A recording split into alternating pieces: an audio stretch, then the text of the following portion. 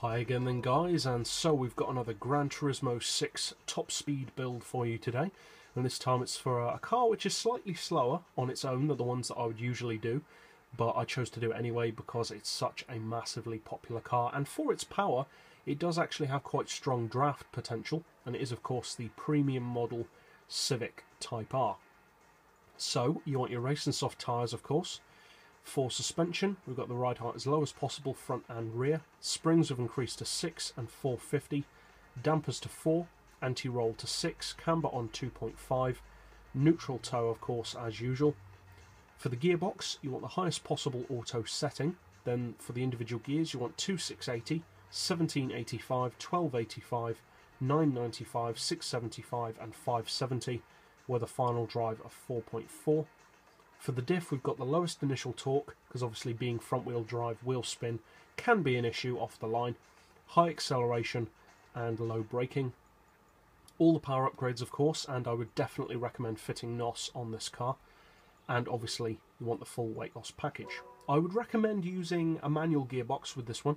Most of my tunes you can easily use an auto gearbox with, but with this one, like I said, I would recommend a manual, just because it's a bit more efficient and works better with the tune.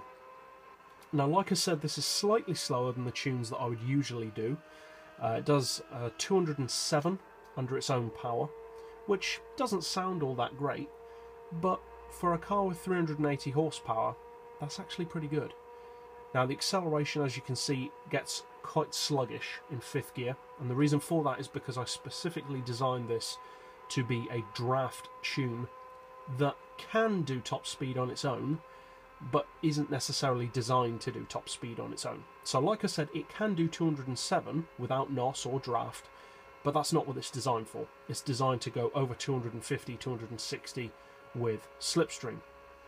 As you can see, you've got a ton of slipstream potential in 5th gear alone, plus then you've got 6th gear to work with as well. So I'll hit the NOS, which I wouldn't usually do in these tunes, but I'll hit the NOS just to show the kind of performance that it has, because that is of course what this tune is designed for when we get over the hill. So as you can see, you've got around 2000 RPM of draft potential in 5th gear. Then when you change up into 6th, again you've got another 2 grand of slipstream potential, which as you can see with NOS and likewise with slipstream, you can slipstream easily over 250, over 260 I should think. I mean, it's doing 250 on its own with NOS, so with draft it will definitely go a lot faster. I think this one tops out at about 270 or so. So if you do need it to do a little bit more than that, I doubt many people will, but if you do need it to go above 270, then obviously you'll need to extend the final drive a little bit more. But overall, it's got very strong performance. It's slower than the cars that I'd usually do, but the performance is still very strong for a car with well under 400 horsepower.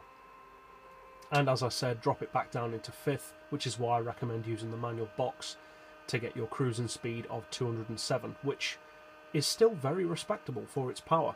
It handles really well, it doesn't weave over the road at all, which some front-wheel drivers can do. This one doesn't do that at all. It's very easy to drive and has excellent performance for its power. So if you decide to use this tune, I hope you find it helpful and of course competitive. It's definitely competitive. And if you're new to the channel or found this helpful, I put out new top speed tunes like this every single day, new drag tunes on the weekend, new special projects and replicas, etc, etc. So as always, thanks for watching.